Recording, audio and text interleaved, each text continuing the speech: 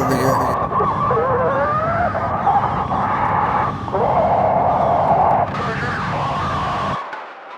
My name is William Tucker, and I couldn't have packed my bags any faster several weeks ago.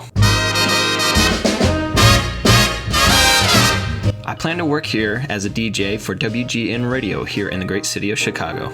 I'm 18 years old right now, and I left my house in Kentucky. I'm just an intern right now, but I've settled down rather nicely, just learning the ways of the fast-tempo life here in the city. Things are great around the studio. Carol Matthews poking her head in the office with every man looking at her as she walks by. Man, Miss Chicago, she's just a handful to put up with. But with her nice curly hair and her slightly off-center smile, with a proactive attitude, I had to make sure I kept myself together when she was around. The studio boss has me working in this nice office with dark reddish walls, nice lighting to ease the busy workload. The only time I wouldn't want to be in the studio is when everyone started smoking. Man, I mean, these cigarettes, they just can't be good for you at some point.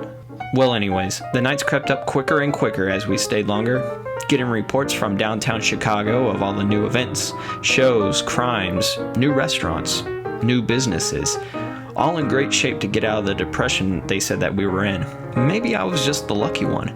I had many jobs over there in Kentucky. I saved up enough money to get a place here, now working for WGN. It's hard to say we were in a depression. But what is even harder to believe is the phony war that is going on over there in Europe. Some say that it'll soon be our war. Some say we left Europe for a reason, so what's their problem is their problem. We shouldn't get involved. All I know is now I'm old enough to go to war. And that does weigh on my mind heavily. I'm living in the city now.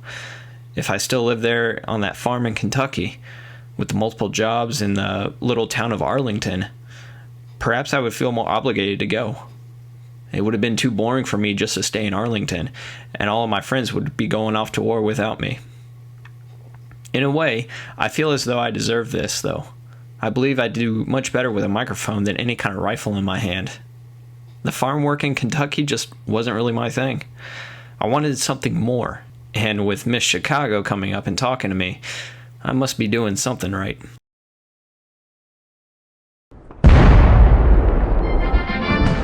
This just in, America. An attack on Pearl Harbor. Everyone is running around the studio panicking. Suicide bombers in Hawaii.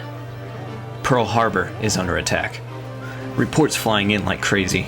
After being here for 2 years, I haven't seen chaos like this in the studio before. Interns were coming to me to see what they can do, if they were able to report on it. Some asking to leave to go see family. Others trying to ask me if I had any more information on it. No, I don't know. I only know as much as you do, I would tell them. These guys reminded me of me when I came here.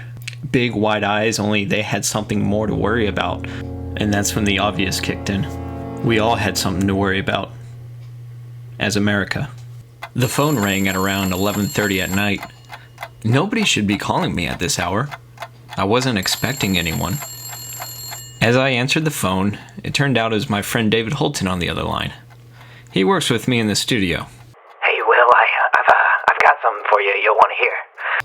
I said, "This had better be another John Dillinger type of story, and me and you are about to head over to the studio right now." No, Will, the way things are going, in this country right now, look, it looks as though we could be involved in the war, Will. I was only 20, and it seemed inevitable. I was going to be sucked into joining Uncle Sam. But not by a recruiter, by my own coworker. Dave, out of all people. Dave, look, do we really need to get involved with this? Will, no, come on, now, no, listen, Will. Did you see those gentlemen that walked into the studio earlier today? Like, maybe around, 1:45-ish? I took a late lunch. I don't know. Maybe. Who were they? This might sound a little crazy, but they're looking for this unit, and it involves guys like us, and they're coming to us because they're interested in us joining. They look for people that deal with radio transmissions and, report on stories, that kind of thing, Will. Cool, so send them to Hollywood. Look, okay, here, Will, look, they're federal agents. Federal agents? Jesus, David. What are you talking about? I'm talking about federal agents, Will. God.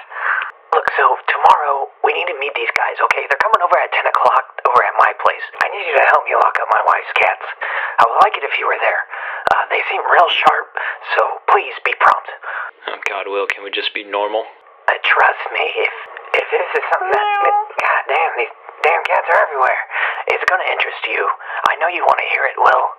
David had grown up here in Chicago, so with his mannerisms in person and his slight nagging attitude, it would throw off anybody and they would make them think that he was cutting them a bad deal or something. But I had put up with the guy for 2 years, so I got used to him. In the morning, I went over to Dave's place.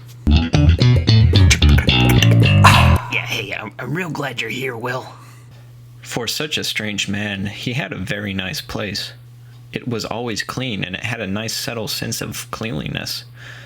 It wasn't long until the federal agents showed up. They were stern, but seemed interested in what we did. They asked a lot of different questions pertaining to how frequencies would work and how they would be transmitted and picked up by someone else. Someone as in the enemy. After a long 4 hours of asking about us and our job, they offered a position in the military. I was reluctant at first, but they made it sound as if I was the enemy to turn it down. Then they really made me feel guilty by telling me how many allies would be killed if I didn't step in to help. After about another 2 hours of going back and forth, they finally convinced me and Davy, the smoking baboon, to enlist. Our special job, the one they talked about so highly, would be to deceive the enemy using fake radio transmissions and use recordings of automobiles to play out in these stereos bigger than anything I've ever seen before. Or so they said. This will convince the enemy that we were in positions that we really weren't. And this means going to the front lines. What good am I going to be if I am more proficient in setting up a surround sound than using my rifle as I'm taking shots left and right?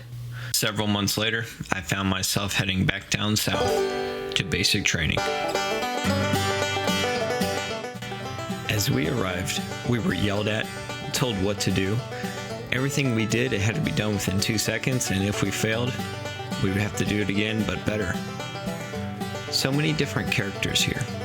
From your city dwellers, to the good old country boys, to your rich bratty kids whose parents got tired of them, and to those lonely drifters that needed to join to support themselves. All put into one group. We finally pushed through basic after a few months. Then when we went to our special job training, back on the bus again for me. Once I arrived at my technical training, they went more in depth as to what we would be doing. Several weeks went by and I became proficient at my job, setting up speakers, learning to build decoy tanks, vehicles, even how to set up mannequins correctly. We would dress up mannequins in army fatigues, build and paint inflatable tanks, all interesting stuff that these army artists could come up with. Many months passed and I became homesick. I wanted to go back to Chicago, but I did find some things in the military rather fun. Guess I'll just have to live with it and make it through the war as the grand finale. 6 days after the invasion, we boarded the plane. I felt nervous, but things were clear to me. Perhaps all these months of training adding up to nearly 2 years, to now finally go off to war. Maybe this is what I needed. We must have been in the air for only 20 minutes, but it seemed like several hours as this was my first time being up in a plane. The plane landed on a secured airstrip. As we walked out of the plane, I passed by these soldiers. They looked like they'd been through hell and back. They looked at us as if to say, "Prove something." Supposedly, I was going to be saving these guys' lives. If my job was successful enough, no doubt it was a bit of a low blow when I know that these soldiers have been trained fire and maneuver, mount and dismount tactics, hand-to-hand combat, whereas I hadn't fired my rifle since basic training. But just like in basic training, I made myself comfortable where we were at, a makeshift base near a landing strip. This is where we will receive our missions. This bit of land here, in France, it is now my home. In September of 44, we received a major mission. The previous months were nothing too exciting, really.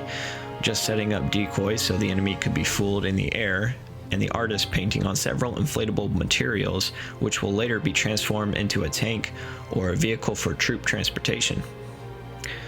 But this mission was going to help not only American soldiers, but also British soldiers. We made our way about 4 miles northeast of Brussels, where we found a small house occupied by Belgian civilians.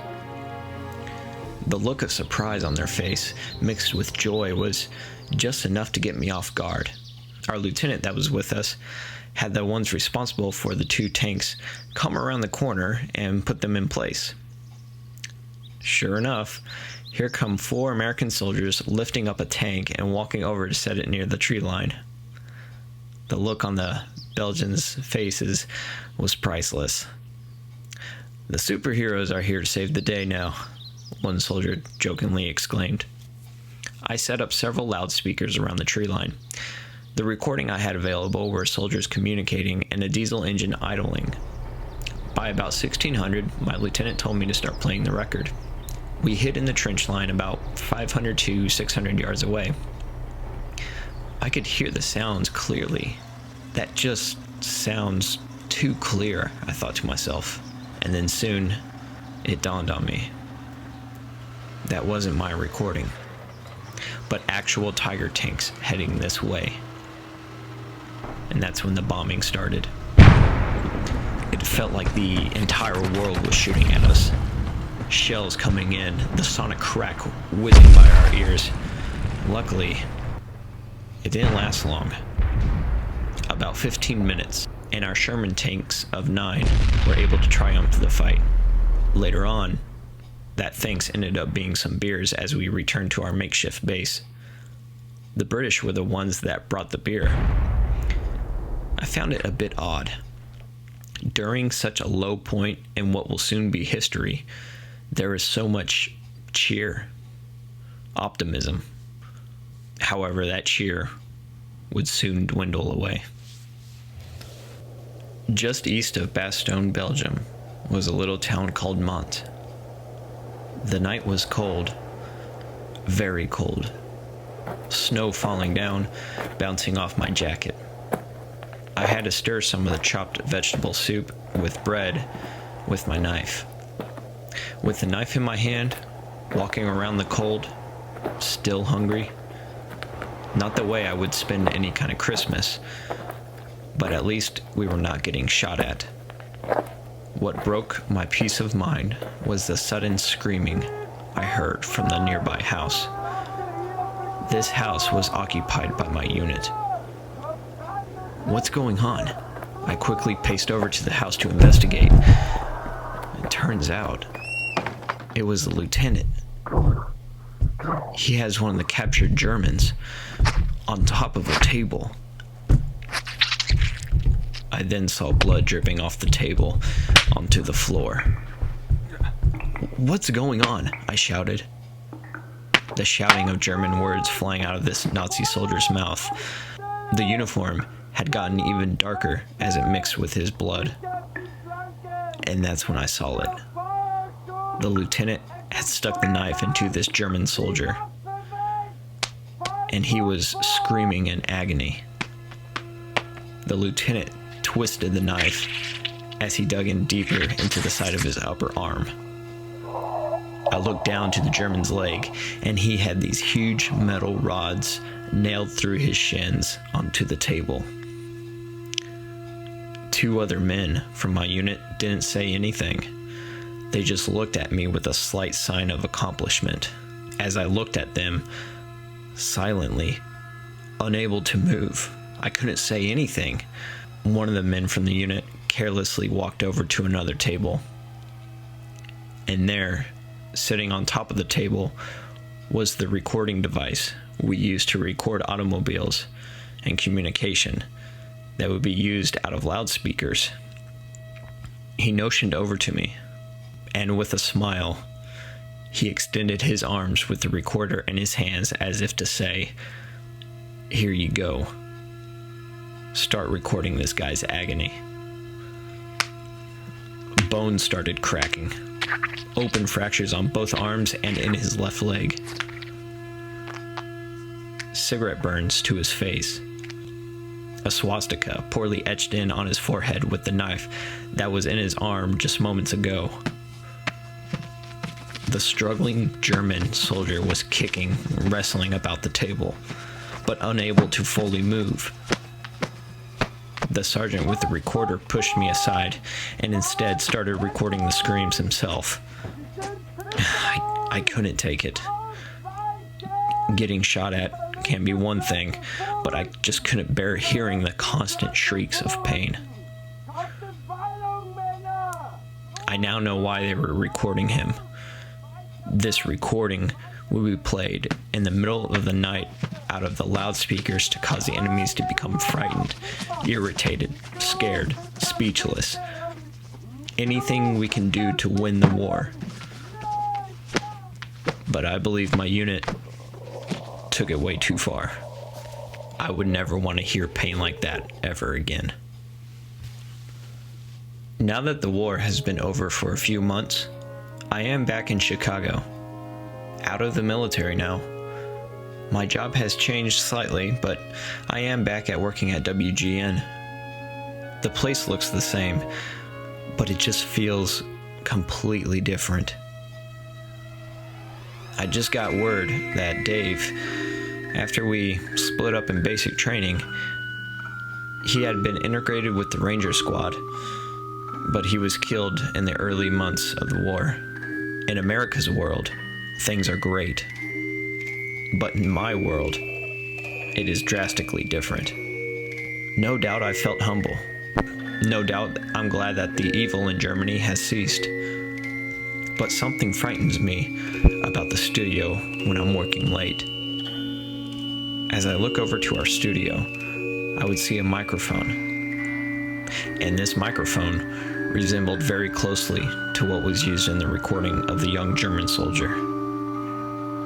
The cries into the microphone would come back to me. I would leave the studio in a hurry whenever it got too intense for me. I'm not haunted by any kind of building. I'm not haunted by anyone. The only thing that haunts me is my conscience.